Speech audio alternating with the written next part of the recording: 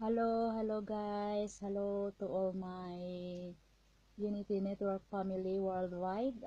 Guys, good evening, good morning, good noon. Uh, Guys, may konting i-share lang po ako no, sa experience ko dito sa Unity Network. But before anything else, I wanna say thank you very much sa ating sa founder ng Unity Network na si Coach Edward Reformina. Really, he's a blessing in disguise. Ang dami talaga niya natulungan, di ba? So, guys, bago ko po simulan, ako ay magpakilala muna. Ako pala si Sola Canaria, isang OFW sa Hong Kong. So, aside po sa Unity Network, mayroon din ako mga MLM. Okay? So, but sad to say, because bilang isang OFW, alam po natin na napaka-limited po yung oras namin. So, makaka-relate sa akin yung mga OFW dito, no? So, talaga, mahirap talagang i-manage yung business. Kasi, kulang talaga ang time. Kasi, kailangan mo talagang makipag-usap one-on-one sa mga tao. So, kung iisipin mo, ilang tao lang ang makakausap mo araw-araw.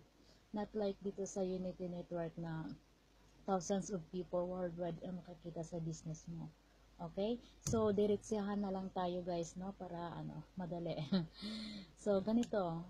Um, hindi na ako magpaligoy-ligoy pa, no? So, direct to the point na lang tayo, no?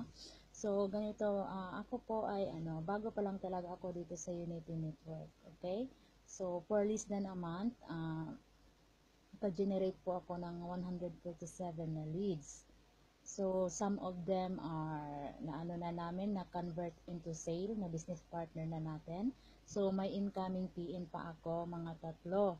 Okay, so alam niyo ang ginawa ko lang guys, nag-focus lang talaga ako sa pag-drive ng traffic. So, hindi ako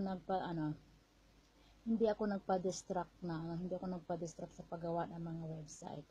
Guys, ang website, hindi tayo kikita dyan, but makakatulong sa atin yan to attract more traffic. Okay? To attract more people. Okay, so ang pinaka-importante talaga guys, kung gusto mong kumita dito sa Unity Network, lalong-lalo na sa mga baguhan na katulad ko, focus ka sa pag-drive ng traffic. Ay, huwag kang magpa-distract sa paggawa ng mga website. So, hindi hadlang ang website na yan. Kung wala ka pang website, huwag mong problemahin yan, okay?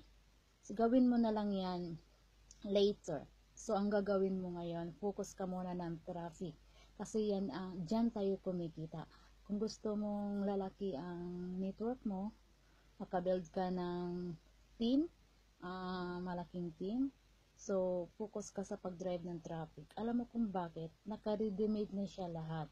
So, ang gagawin mo na lang, i-promote mo na lang yung link. So, sinusubo na sa atin ang lahat. So, ang gagawin na lang natin is lunukin. Okay? Ang trabaho na lang natin is give the massive action. The action. Okay? Yun na lang ang gagawin natin kasi ready-made na siya lahat. So, grabe no?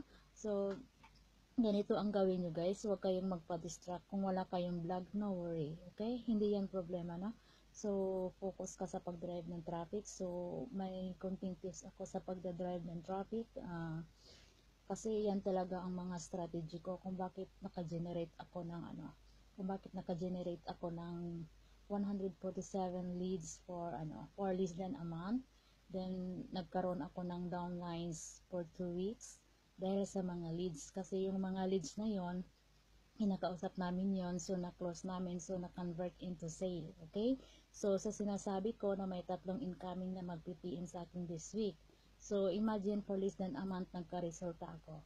Okay? So, ganito lang ang ginagawa ko guys sa pag-drive ng traffic. Be creative. Okay? Ano ba yung be creative? Dapat yung mga caption mo guys is yung dapat ma-attract yung mga readers. Ma-attract yung yung mga followers mo, yung mga traffic, okay? Dapat ma-attract sila na o lagyan mo ng curiosity, ma-curious sila na yung magtulak sa kanila na yung magkaroon sila ng interest na mabuksan yung link mo. Yun ang ginagawa ko.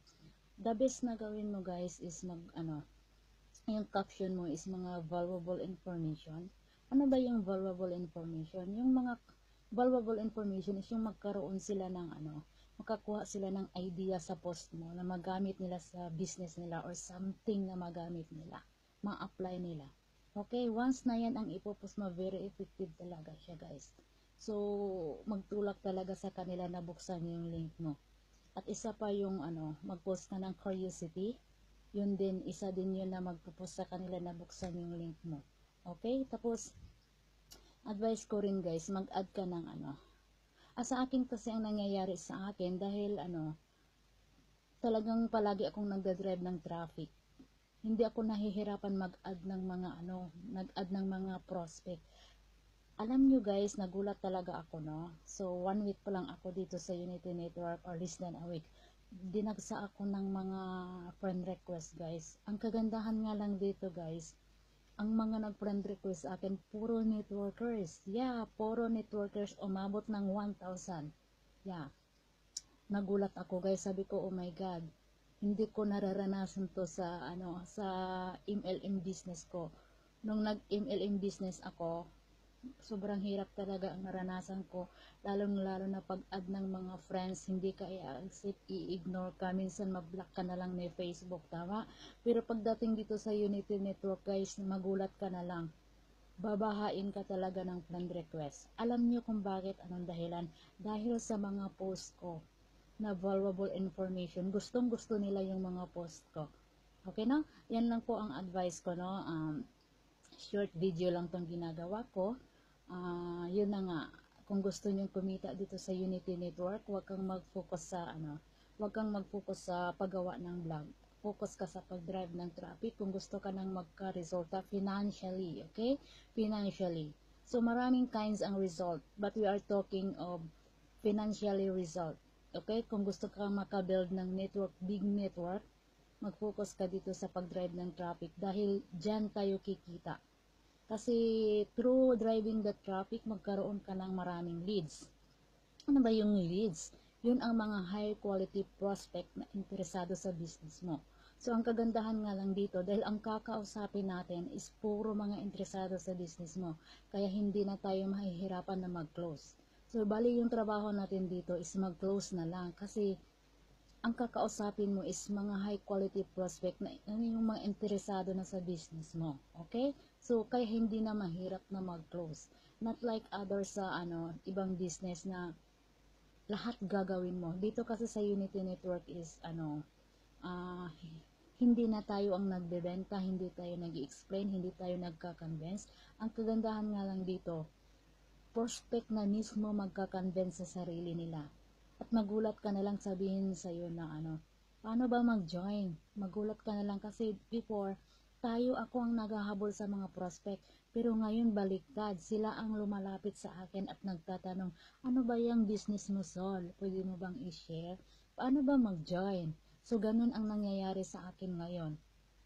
No? So, hindi ko inaasahan yan. Kaya sabi ko, effective talaga dito sa sa Unity Network yung system. Gustong gusto ko ang system dito sa Unity Network, hindi talaga ako nahihirapan. Ngayon ko lang naramdaman to. Ilang MLM ang napagdaanan ko, naghihirap talaga ako. So dito ko naranasan na ganito lang pala siya. Maganda pala ang business online kung talagang alam mo yung yung mga skills na gamitin natin sa pagbi-business. So may mga skills lang talaga na kailangan gamitin natin para hindi tayo mahihirapan. At ito andito lahat sa Unity Network. So guys, I hope na may natutunan ka sa video na to. Yun lang ang advice ko sa iyo guys. Kung ikaw bago pa, focus ka muna mag-drive ng traffic kung gusto mong kumita dito sa Unity Network. So huwag kang magpa-distract sa paggawa ng mga vlog. Okay? Saka mo na gawin yan. Later na lang, dahan-dahan. Pero sa ngayon kung bago ka pa, focus ka muna sa pag-drive ng traffic hanggang sa makabuild ka ng malaking network. Kung gusto mo talagang kumita. Kung seryoso ka talagang kumita dito sa Unity Network, total ready-made na lahat, wala ka ng ibang gagawin kundi mag-promote sa link nila, no? Para magkaroon ka ng commission at lalaki ang network mo. So, advice ko lang, focus ka sa pag-drive ng traffic, be creative sa pagpo-post para ma-attract mo yung mga traffic na i-open yung link mo. Okay guys, thank you so much for watching guys, and God bless us all. Mabuhay.